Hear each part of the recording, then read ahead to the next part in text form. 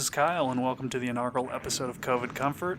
Today we're going to be talking about Diablo II, which was one of my absolute favorite games. I used to play the hell out of this in high school.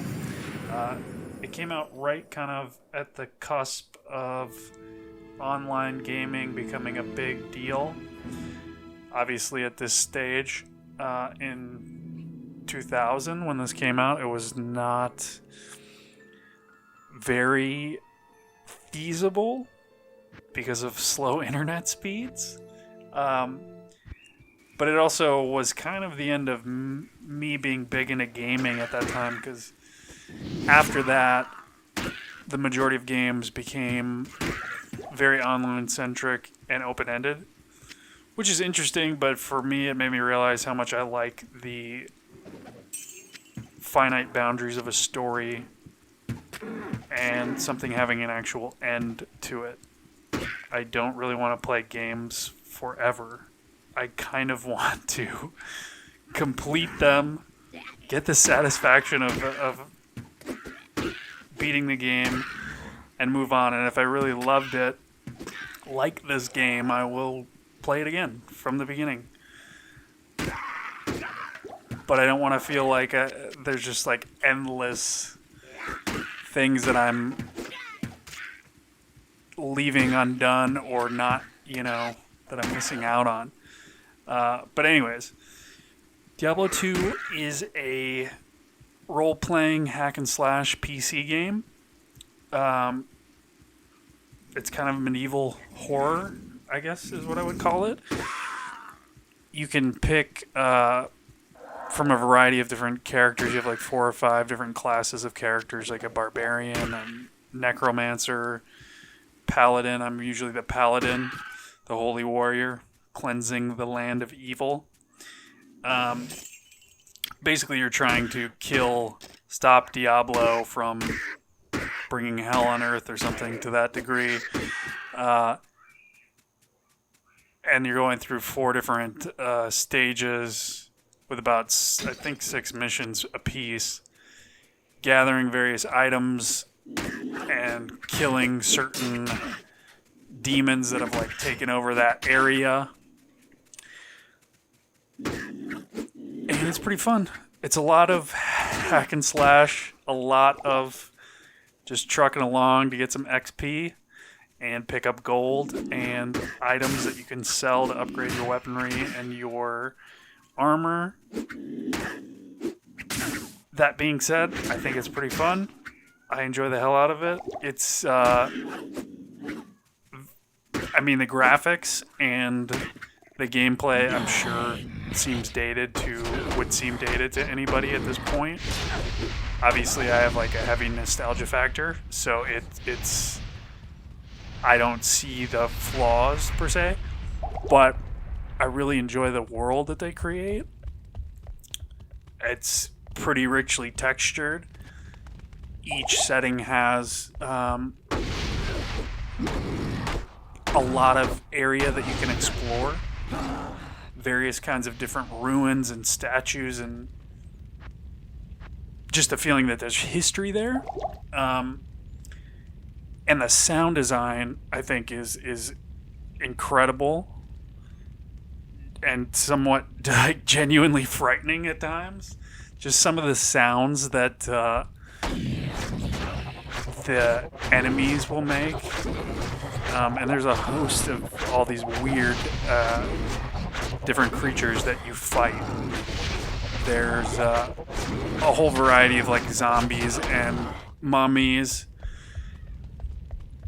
There's swarms of like mosquitoes. There's pygmies. There's these kind of like ox men with scythes. There's dark wizards. There's skeletons. There's these giant like cockroach larva things that spit poison at you.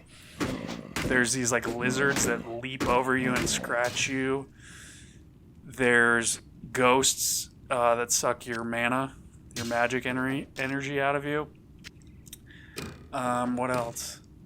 There's like millions, but each one has like some of them like say stuff. Each one of them has its own sound design and makes just kind of creepy noises that might scare the shit out of you.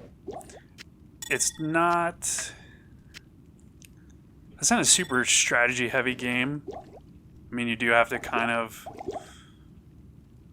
figure out ways to defeat a lot of these enemies, like not get overwhelmed, because sometimes you go into rooms and there's just like 40 of these things all around and they'll just swarm you and kill you. And in which case, if you die, you could save and leave the game, and then when you come back, your body will be in town so you can get all your armor and stuff back. Or if you keep playing, you can go back, you've lost all your stuff for that moment. So you have to buy all new armor and weaponry and get back to the point that you were and kill all these monsters and pick your body back up to retrieve like everything that you've gathered up to that point. What you need? Which can be a real pain in the ass when you're like fighting a boss. Speaking of, I'm stuck on this boss at the end of level 2. I was like coasting through this game and just killing it, no problem, having the time of my life.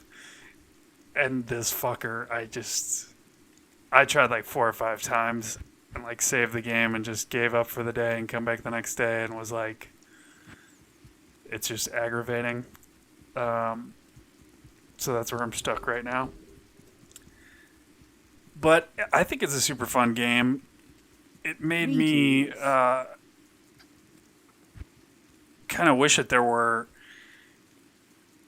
more things in this genre.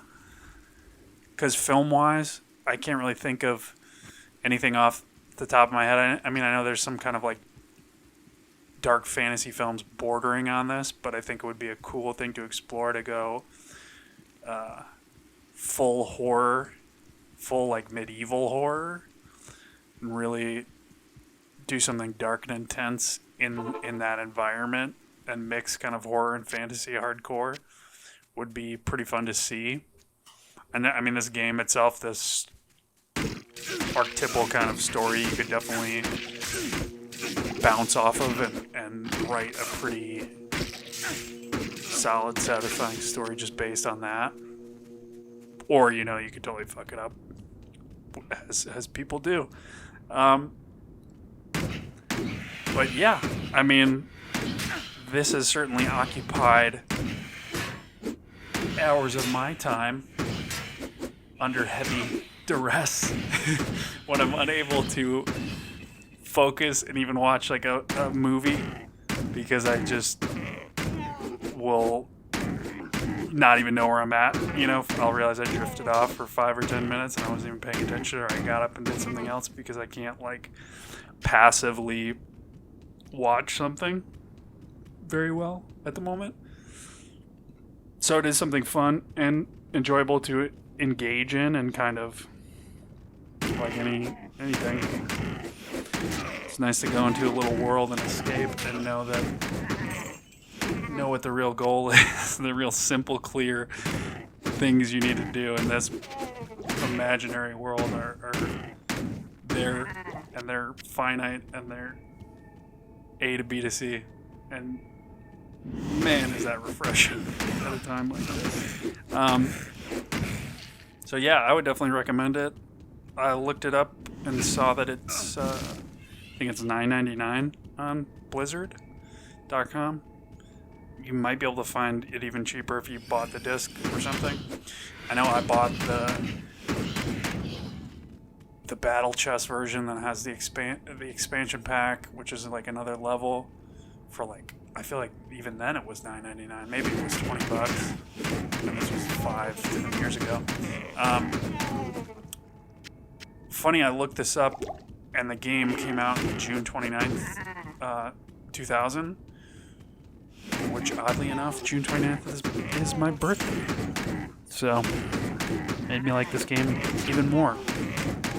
Apparently, I mean, I knew I loved it, but I was researching it for this and saw that it was regarded by many people as one of the greatest games ever made, which is good, I guess. I haven't played the first one, though I definitely would like to. I don't even know if it's on Blizzard. I don't know. I think it came out in 97, so I don't even know what we'd be dealing with graphic-wise and gameplay-wise. I haven't played Diablo 3 either. It looks fucking awesome. I really wanted to. I just never bought it, and like I said, I'm just not that into video games anymore.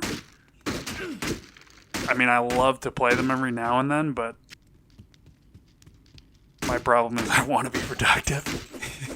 Even though I'm frequently unproductive in other ways. I always just think playing a video game for 4 or 5 hours or 2 hours or an hour, I could have done something that was going to exist when I'm gone rather than just whiling away the hours. Although, you know, sometimes you just need to let off some steam. So, that is Diablo 2. Thank you for listening. Feel free to like, subscribe, follow us. We're on Facebook, Twitter, Instagram, YouTube, all the places. Feel free to comment. Let me know what you're playing, what you're turning to for some kind of comfort or entertainment or nostalgia.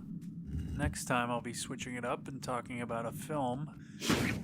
We will be diving into the Texas Chainsaw Massacre Part 2. A film I love dearly, and I will tell you why. Thanks for tuning in. Bloodhound Pix podcast is produced by Josh Lee, Craig Dram, and Kyle Hintz. Music by Raymond Seed. Audio editing by Kyle Hintz.